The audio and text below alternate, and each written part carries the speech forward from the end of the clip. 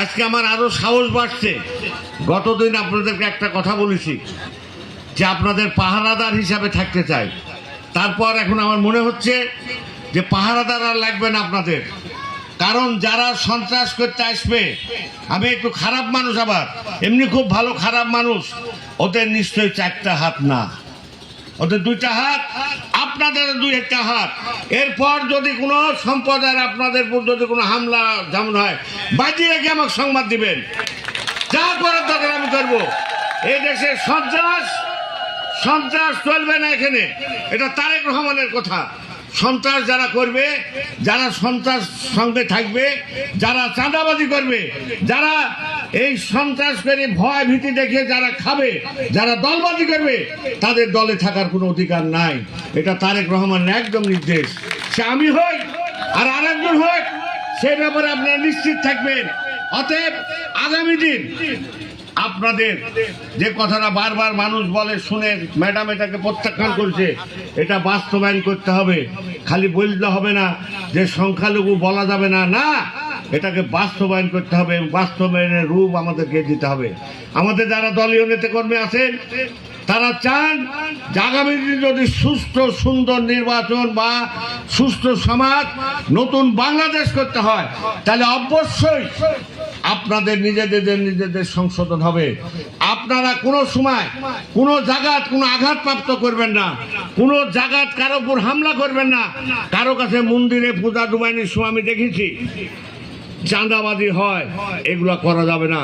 এগুলো আমার নেতা তারেক রহমান পছন্দ করছে না। তারেক রহমান বিশ্বের মানচিত্রে বাংলাদেশের একটা সুনাম এবং বাংলাদেশ যে একটা দেশ, এটাকে সবকে নিয়ে, হিন্দু মুসলিম খ্রিস্টান বৌদ্ধ সবাইকে নিয়ে নতুন করে বাংলাদেশ সৃষ্টি করার স্বপ্ন দেখছে। এটা আমরা যদি মুখে বলি, বক্তৃতা দিই, তারেক রহমান যদি বক্তৃতা দেয়, সেটা হবে না, সেটার কার্যক্রম করতে হবে। এই কার্যক্রমটা এটাই স্টার্ট করেন যে আমাদের বাঘাতে যারা আছে তাদের জন্য আমাদের কোনো রকম আপনাদের কেউ কোনো সময় এটার উপর ব্যাঘাত ঘটাতে পারবে না, এটা আমরা সম্ভব, এটা বিশ্বাস রাখেন। এই যে মন্দিরগুলোর কথা বললেন, এগুলো আমার সাথে যোগাযোগ করতে বললেন, দাদা আছে, আমি আছি, আমরা চেষ্টা করে এগুলো করব। আর তৎক্ষণিক যদি কোনো সমস্যা হয় থাকে, সেটাও আপনারা আমার সাথে যোগাযোগ করবেন। আমি যতটুকু পারি আপনাদের পাশে দাঁড়াতে চাই, আপনাদের সাথে থাকতে চাই। এটা আমার বিশ্বাস, আপনাদের সাথে থাকতে চাই। আর এই মন্দিরটা আল্লাহ যদি সেদিন করে আমাকে, এই মন্দিরটা এই শ্মশান ঘাটটা একটা আদর্শ শ্মশান ঘাট, যেটা রাজশাহীর মধ্যে একটা দেখার মতন শ্মশান ঘাট হবে। সেটা যা যা করার দরকার, রথীন্দ্রনাথ দা, বাগুদা, আরো যারা আছে, অপূর্ব আছে, যারাই আছে, সবাইকে সঙ্গে নিয়ে এটা করা হবে। বক্তৃতা দিব, কাজ করবো না, এটা হবে না। বক্তৃতা যেটা দিব সেটা কিন্তু করবো ইনশাল্লাহ, এটা বিশ্বাস রাখেন।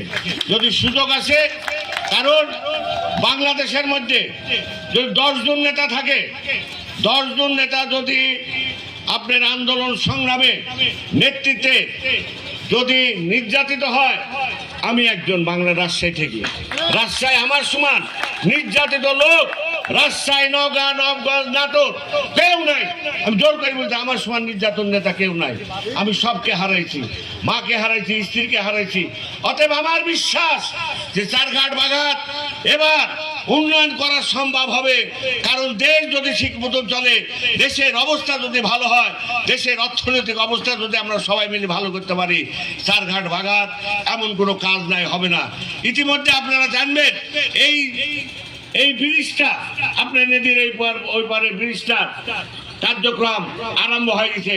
অচিরে ভোটের পরে ইনশাল্লাহ আল্লাহর রহমতে টেন্ডার হবে, এই পার আর ওই পারে টেন্ডার হবে। এটা কার্যক্রম চলছে।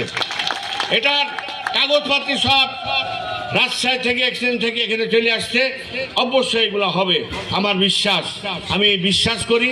এবং এই কাজগুলো হবে, এবং এই কাজগুলো যেগুলো আছে, আর আমার চাওয়া পাওয়ার কোনো নিশা নাই। আমার বাপ একজন সাধারণ কৃষকের সন্তান, আমার 2টা ডাল ভাতের ব্যবস্থা বাড়িতে আছে। আমি যদি সারাদিন ঘুরেও বেড়াই, বাড়িতে ডাল ভাতের অবস্থা নাই। আমাকে লক্ষ লক্ষ হাজার হাজার কোটি টাকা কামাই করতে হবে আর অস্বাভাবিকভাবে জীবনযাপন করতে হবে না। আমি যে কালকে আমার ঘরে এক সাংবাদিক গেছিল যে আপনি এই ঘরে এইভাবে শুয়ে থাকেন, কীভাবে শুয়ে থাকেন? আপনার একটা খাট আর একটা তুষক আর চাদরে শুয়ে থাকেন। আমি আমার এই জীবনটাই ছোট থেকে এরকম, আমার কিচ্ছু চাওয়া পাওয়া নাই। আপনাদের যদি কিছু কাজ করতে পারি আগামী দিন, আপনাদেরকে নিয়ে যদি স্বপ্ন দেখাতে পারি, আপনাদেরকে নিয়ে যদি কিছু কাজ করে যেতে পারি চারঘাট বাঘাট, এটাই আমার জীবনের চরম পাওয়া হবে। আর কিছু চাওয়ার নাই, কারণ আপনাদের পাশে আমাকে থাকতে হবে এবং আমি সব সময় আপনাদের পাশে থাকব এবং আপনাদের যতটুকু পারি আপনাদেরকে পাহারাদার হিসাবে আমাকে গ্রহণ করেন। আপনারা যে যা বলে বলুক, আমি হিন্দু বিদ্বেষ লোক না,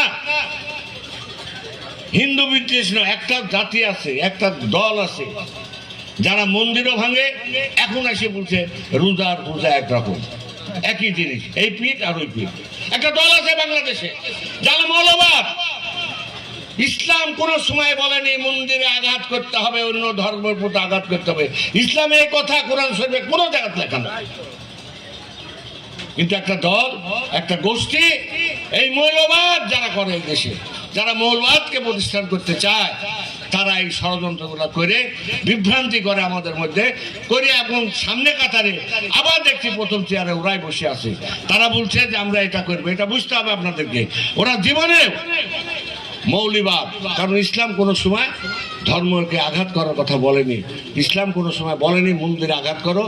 ইসলাম কোনো সময় বলেনি হিন্দুদের পূজা করতে জন্য এরকম কথাবার্তা কোনো ধর্মে, কোনো কোরআন শরীফে কোনো না। প্রত্যেকটা ধর্ম সমান বন্টন ভাবে করতে বলা হয়েছে। সেটাই তারেক রহমান বলেছে যে আমাদের ধর্মের ব্যাপারে স্বাধীনতা দেওয়া হবে এবং 31 দফার মধ্যে উল্লেখ করা হচ্ছে। সেখানে আপনাদের কথাও লেখা আছে, সেখানে এটা পড়লে বিশ্লেষণ করলে আপনারা বুঝতে পারবেন। এখন সময় নাই, যেহেতু আগামীতে আমাদের আরেকটা প্রোগ্রাম আছে, আমি চলে যাব। তবে একটা বিশ্বাস রাখেন, শ্মশানঘাটটা হবে এবং এখানে আশেপাশে যে শ্মশানঘাটগুলো আছে সমস্ত শ্মশানঘাটগুলো আমরা করার চেষ্টা করব এবং আপনাদের নেতৃত্বে আগামী দিন হবে। আর পরিশেষে আমার রথীন্দ্রা, আমাদের বাকুদা, আমাদের সভাপতি সাহেব, উনি যে সম্মানটা আমাকে দিয়েছে, আমি আমার পরিবারের পক্ষ থেকে, আমার দলের পক্ষ থেকে সারা জীবন এটাকে মনে রাখবো। আমি ধন্যবাদ দিয়ে আপনাদেরকে ছোট করব না। আপনারা যে শ্রদ্ধা সম্মান আজকে আমাকে দিলেন, আমি আমার পরিবারের পক্ষ থেকে, আমার দলের পক্ষ থেকে আপনাদের কাছে চিরদিন কৃতজ্ঞ থাকবো এবং এটাকে স্মরণ হয়ে রাখবো। এই দিনটা আমার স্মরণ হয়ে থাকবে যে আমি গড়গড়ি শ্মশানঘাটে গেছিলাম, সেখানে আপনারা যে সম্মান, যে শ্রদ্ধা, যে ভালোবাসা আমাকে দিয়েছেন, সেটাকে আমি গ্রহণ করি এবং আমার পরিবারের পক্ষ থেকে, সবার পক্ষ থেকে আপনাদেরকে আবারও মোবারকবাদ, কৃতজ্ঞ জানিয়ে আমি কথা শেষ করলাম।